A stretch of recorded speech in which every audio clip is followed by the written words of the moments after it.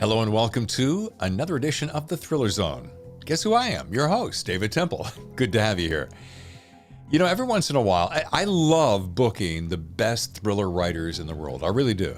My job, I've got the best job in the world. But every once in a while, you run across somebody you say, you know, this guy, he might be one of the next fill in the blanks. He's got talent, he's got drive, he's got ambition. And so you say, let's give this guy a chance. Let's get him on the show, have some fun. And so today's guest is on this bonus episode, I might add, Matt Scott. The book is Surviving the Lion's Den. It's a political thriller that I think you'll enjoy. So, how about you and I get into the Thriller Zone? I got to tell you, you get an award for best marketing and product placement. I mean, look at your shirt. Look at you. Hey, I gotta thank my wife for that one. Let me see if I can find. Okay. The reason I'm taking the time to do this because I'm impressed by this. Okay. So we got the book Surviving the Lion's Den. By the way, we're with Matt Scott. In case you're wondering, we're going to get to that in a second. We got stickers. We got a business card. Oh wait, there's more. And you got a nice little handwritten note. And last but not least, a leather perforated with dangly bookmark. Come on, who does this? You do. Hey, you only get to do this once, right? You got to do it right the first time. Well, welcome to the Thriller Zone. Thank you for having me. I really appreciate it. I have to shoot out of okay, once again, Surviving the Lion's Den. See the lion, see the city? Okay, we're going to be talking about the survival in that in a second. Tell me this, because I'm always curious, is if you're a fan of the show. I am, absolutely. That was so blatant. If you're a fan of the show, then you like to I like to find out kind of the backstory of folks. And I'm trying to figure out a bachelor's degree in poli-sci and history plus a career in logistics. How did that help you become an author, or is this a secret passion you've had for years? Go. Okay, so it's a little bit of both. So the poli-sci history thing kind of came naturally. When I graduated from college, you start thinking about, what can you do with a history degree, with a poli-sci degree?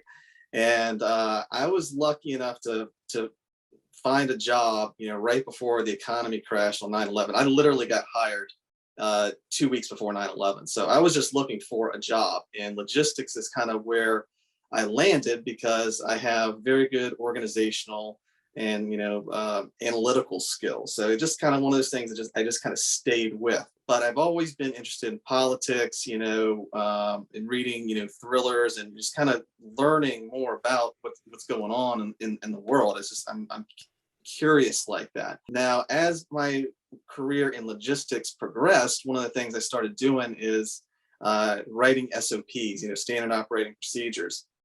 And as boring as that sounds,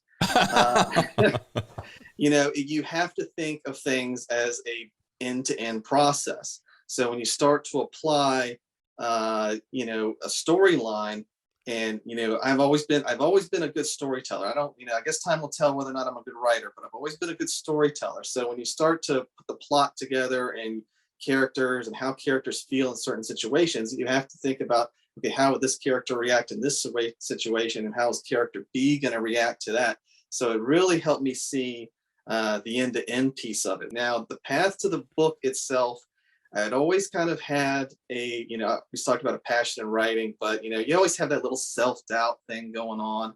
Sure. And I always wanted to do a story about Iran. Iran just has interested me just because they're the bad boy of the Middle East, and nobody really wants to touch them, and you have to be careful with them. But in 2018, I drove up to Williamsburg, Virginia, and David Baldacci was doing a book signing for his new book at the time, Long Road to Mercy. And I got up there, and I was 39 at the time. And I asked him, I was like, look, I'm getting ready to be 40.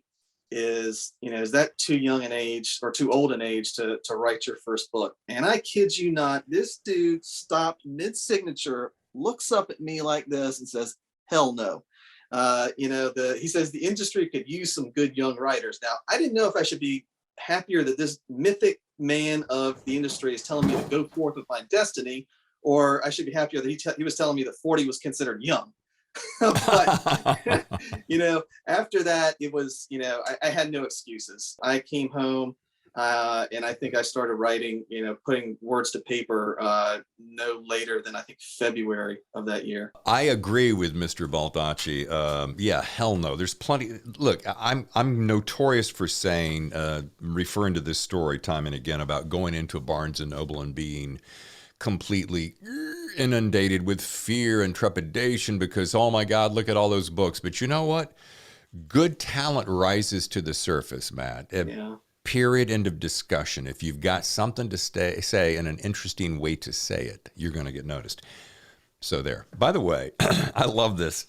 In the back, in your acknowledgments, just to skip ahead, I don't think I've ever seen anybody thank so many people.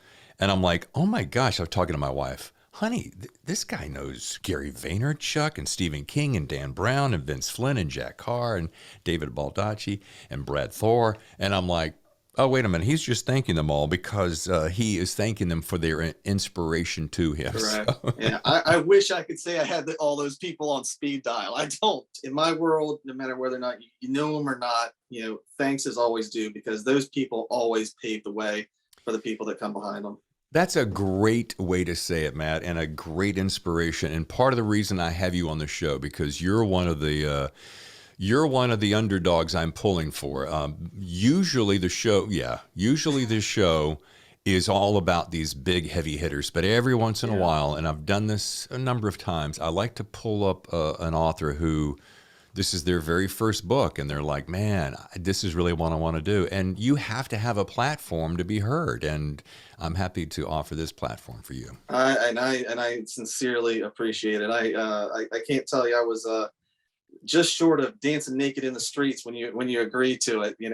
I've looked at who you've interviewed, and I met Eric Bishop back in December, and he spoke very highly of you, and I was like, I got to give this a shot. And sometimes it all you have to do is ask. And I was lucky to get to land your show and Fred Burton recently.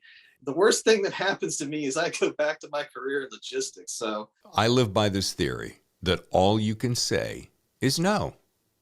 Yeah. Big freaking hairy stinking deal. Because who did I just say this to? Recently, I said, this is how I see things.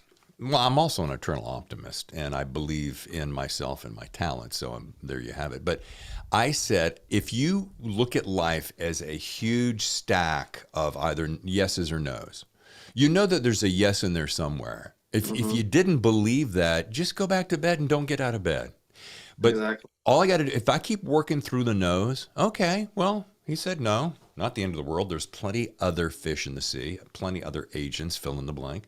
Yeah. I'm going to get to a yes eventually. So that's the way I go. So good for you. Good on you. Yeah. And I got 96 rejections before I got my agent. So, there's just no reason not to. And I'm not exactly the eternal optimist that you are. It's one of those things that I am working on. But in this case, I just kind of figured, this is probably the only true God-given talent that I feel like I've had. And at the very least, I owe it to myself to try. Absolutely. All right. Let me ask you a quick question. How do you see this glass? Hopefully full of vodka. Okay. Son, it's 9 o'clock my time. If I'm drinking that much vodka and my friend Jonas Neumann isn't with me. Hey, I take it. I'm a lemonade fan. If you're a vodka fan, it sounds to me like we can have a party. Well put. Excuse my ignorance, but what is logistics? Freighters and containers, the ocean liner boxes. So, in the world we're living in now, the congestion at the ports and everything trying to, get cargo inland to, Target, to grocery stores, wherever. That's my deal. Didn't I just read because of this China outbreak of COVID that they're shutting a lot of that down, which is going to put us in a tough little spot, isn't it? Yeah, it is going to put us in a tough little spot. The ports are so congested in LA, right? In just down the street in Charleston, stuff like that. So you have a lot of vessels just sitting in the ports right now. So even if China shuts down, it may actually alleviate some of the congestion that we're having right now and make things a little bit better. But you always got to keep a close eye on when China shuts the ports, because Shanghai, Yantian, those are the big ones, and that's where everybody, that's where we get the majority of our imports from, whether it be North America, East Coast, West Coast, or Western Europe. I have been schooled, ladies and gentlemen. All right, I would be remiss if I didn't bring this up. We share something in common besides having wonderful wives, besides chasing our dreams of writing. We also have Charlotte as a common connection. We do. I was not aware of that. Okay, watch this. How long have you lived there? I moved down here in 2006. Okay, so that shoots So 14, the next point. However, I moved there in 97. My family was there, and I left in 2015. Oh, okay. And I had a morning show. Do you like country music? Yeah. All right. Tanner in the Morning is there at WSOC now? Yeah, my wife's a big fan of that one. I was his predecessor. I did not know that, sir. Yeah. I did not know that. I have to tell you, you just made my wife's day, because I'm going to call her as soon as this is over and tell her that. Okay. Hometown chit chat done. Let's get back to Surviving the Lion's Den. How about this? Now, this is your debut novel, correct? I am correct. It is. Yes, sir. Okay. It is. So your key players, Kirk Carruthers and his Iranian counterpart, Farhad Khorsandi, make for an interesting team. So that I don't ruin it, I want you to tell my listeners the significance of those two gentlemen, and kind of give me a good little teaser of what this book is about. Okay, so let's start with part one. So Kirk Carruthers, I needed a character who I thought readers could really identify with, because my plan here was to take, through his eyes, take readers on a tour of Iran. So you really needed to be able to identify with this character. I kind of went with the whole deal of, his grandfather was involved in the CIA coup of 53 that deposed Mohammad Mossadegh. And I started thinking, I was like, well, what if, there were some Iranians who were hunting down people who were involved in that plot? So Kirk goes over there for revenge, but being an American in Iran, you're going to stick out, even if you're of Vietnamese descent, which Kirk is. You're going to stick out. So I kind of added Farhad in to be a little bit of a guide. I'm not really sure what side Farhad is on. Right. And to show people, what the Iranian underground is like, and how it is for those people to live under the Ayatollah regime as much as it is for the real hardliner. I don't want to give away too much, before we get to book two, but you will see Kirk in book two. And book two is more of a traditional thriller. Okay, well, you just answered my very next question. Are you looking over my shoulder, by the way? No. I was going to say, do you see this being a series or a standalone? So you've now told me it is going to be a series. So are you telling me that your primary character, Kirk, Double K here, is going to be going on, and will he lead the series, or will he just weave in as one of the primary characters? My deal with my publisher, Speaking Volumes, is for 3 books. So the second one, The Iranian Deception, comes out this coming June. The third one is called The Ayatollah Takedown, and I actually just finished the draft of that. I don't know what the date is going to be on that yet. In Surviving the Lion's Den, I introduced a character called Ben Thrasher. I decided to kind of stick with Ben Thrasher a little bit, because I like the name, and I just thought there was a lot more that I could do with him, whereas Kirk, we've kind of seen, the writers who do, okay, now I've done this, now I'm going to join the CIA and I'm going to go on. I'm not saying it's bad. I'm just saying it's kind of been done. So, Matt, you know as well as I do that just as a cover is important to getting attention by people, so is a website. And I was doing a little homework, and I noticed that you and I both share authorbytes.com as our website designers. Oh, very good. Sharing good company. That's what I'm thinking. And I thought, that's really cool. And I wanted to ask, what pulled you to authorbytes.com? That's where the big boys go to play. You know, when I saw that, you know, guys like Mark Greaney are there, and I think Don Bentley is there as well. And you know, if you're only going to get better by you know, sharing company with the best. So if that's where the best go to play, that's where I wanted to be, and I was not disappointed in the least. I was thinking the very same thing. When I was out looking for a website, and I've always built my own. I saw Mark Graney's, I think was very first, and or Brad Taylor. Yeah. And when I saw that website, those two websites, I went, okay, I don't care who these guys are. I've got to find out who authorbytes.com is. And I went to them. And the minute I chatted with Steve and I found out kind of their method to their madness, I was sold right away. How about you? Yeah. What's one of the favorite things that you found by dealing with authorbytes.com? How quick they are to respond. Yeah. Yeah, they made it very easy. I mean, anything that I wanted, they pretty much did. Well, take it from Matt Scott and myself and many others who have turned to authorbytes.com for their website experience. And if you use the code The Thriller Zone right now, you sign up today or this week, you'll get 3 months free hosting. All right. So you're going to get a year plan. You're going to get 3 months free. Boom, as I like to Do say. it. Yeah. Authorbytes.com. You're listening to The Thriller Zone. And now back to the show. Ben Thrasher. I mean, first of all, I like monosyllabic words like, Ben, Tom, Jack. It's a first name, always wins. And then Thrasher. Is Thrasher any better than, unless you could call him Thriller? I mean, Ben Thriller, right? I mean, just dead on. So good on you there. I owe that one. You know, that one actually came out of a fishing story. And this is true. My buddy, we like to go fishing down the Outer Banks every once in a while, and who doesn't? He actually went without me one time, and he told me this great fishing story of him, trying to reel in this tuna that was being chased by a shark. The fish just thrashing left and right. It just kind of popped into my head, and I was like, that sounds like a really good name for a thriller character. Why not? Let's just try it out and see what happens. See, folks, sometimes inspiration comes in the most unexpected places, and Absolutely. And if you're a good writer, if you're a good creative, you're going to snatch those little morsels and hold on to them, because you never know, as young Matt just said, they come to light in a future character. I have a question, because I often ask this.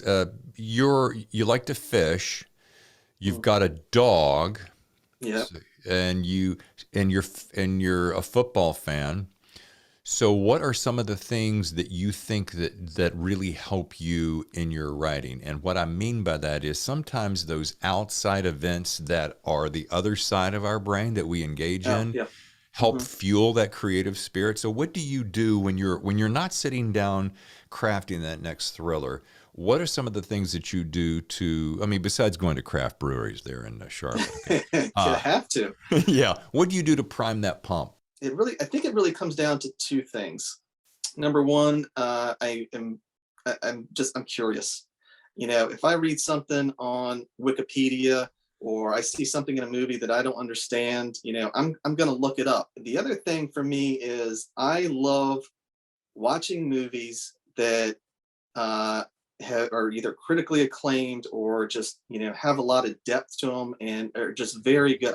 It drives my wife crazy, but the more you analyze, why did the writer do this and why was the character feeling it, the more it really kind of by way of osmosis just kind of goes into the brain. And here's an example. This is the best example I can get. In the movie Speed, going back to the early 90s, right? There's a scene after the party. Keanu Reeves goes into the diner and he gets a muffin and he's talking about how the party went. And he walks off and the bartender says, "Hey, you forgot your muffin." He walks back, he gets his muffin. Now, it always kind of bothered me. I never really understood why that was. And the reason was that line gave the bus driver time to walk out of the diner, get to the bus and drive off, because the next scene you see Keanu Reeves going to his car and then the bus blows up. So without that line, him and the bus driver would have been, going out at the same time, and he there's a chance he may not have seen the bus explosion. Now, it's an explosion. Chances are that he probably would, but the timing of it wouldn't work as well.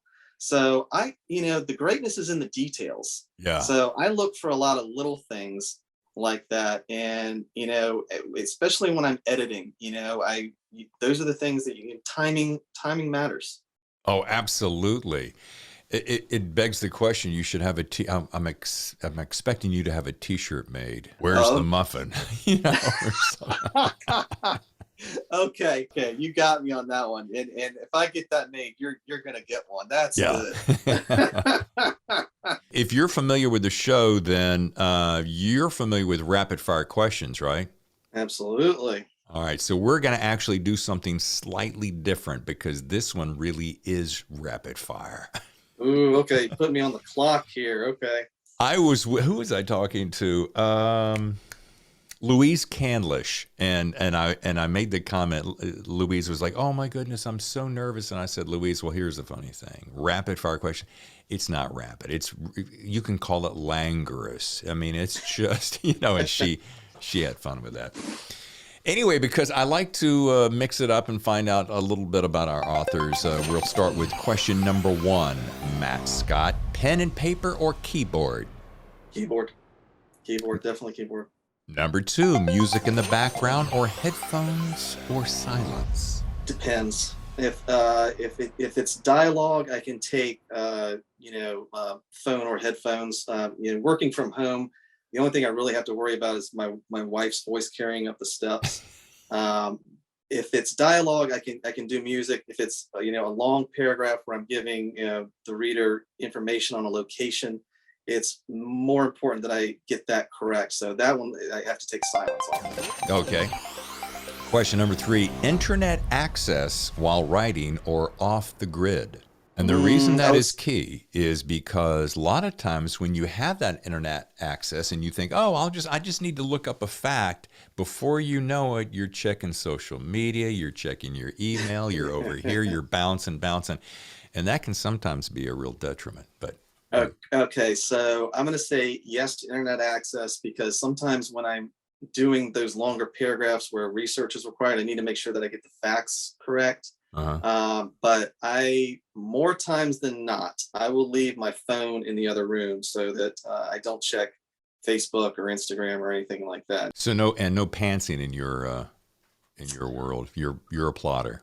I'm a little bit of both, actually. So what I will do is I will do my research on characters and what I think they're going to do, and the plots I'll put on paper, and then everything just kind of tends to form. And then I'll say, okay, let's do a short outline. Now, this is not a Dan Brown outline. Dan Brown has long outlines. Mine is an Excel spreadsheet, and I just line it up, chapters 1 to 60. I would say I'm like a 60, 70 pantser, but I have to have a little bit of an outline. Fair enough. You've just broken me out into a little bit of a sweat, though. You used the phrase Excel spreadsheet, and you lost me there. My wife loves Excel spreadsheets. She's that person, and I'm like, Here's another thing. I've had 2 people on recently or coming up. Did you get a chance to hear Jeffrey Deaver and his outlining magic?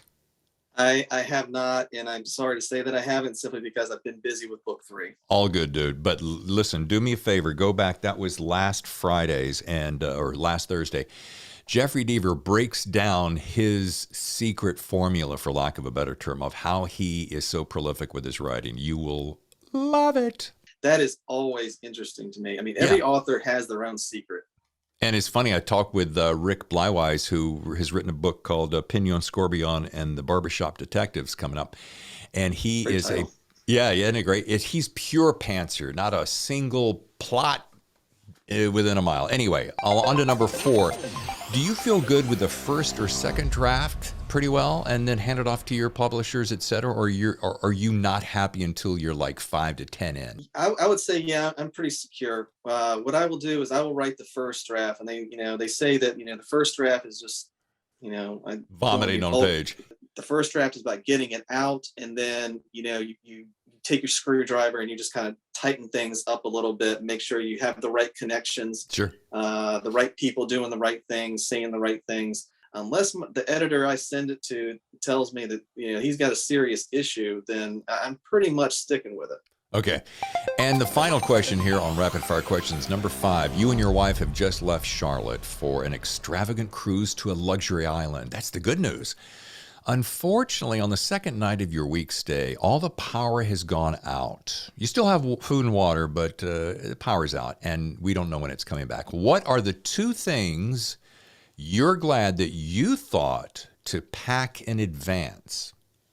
Okay, so question: power goes out on the cruise or on the island? You're on the island. On the island. We don't know when the cruise ship's coming back. The power is out. You're kind of stuck, you know. But you thought ahead. There's a Boy Scout in you, and you thank goodness you packed these 2 things. The 2 things I'm packing, I make sure that I have is this may come as no surprise based on one of my earlier comments.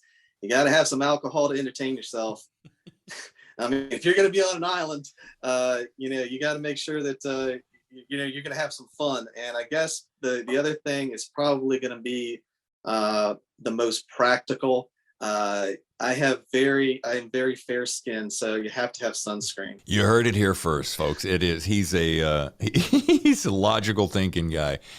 Well, if Matt, this has been a hoot. If you'd like to know more about Matt Scott, now here's a guy who knows how to do it. Go visit mattscottbooks.com and follow him as I do on Twitter and Instagram at Matt Scott Books.